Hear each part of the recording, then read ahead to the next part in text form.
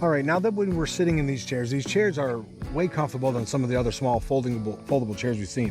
One thing I didn't like on some of the other ones was down here underneath the back of your legs. Yeah, this is great. I'm gonna enjoy sitting around, lounging about in this thing. It's really cool, super cozy.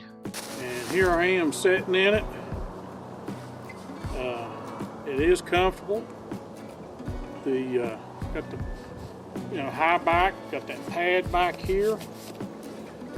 This is just perfect. Looks really nice. It is comfy. I have to say that it's pretty comfy, and you have some kind of like room for movement if you want, because of course my tushy is right here being supported with all the weight. The chair feels nice and stable even though the ground under me isn't the most level. Now if I turn to the side, you can see that the seating position is just a little bit reclined on this chair.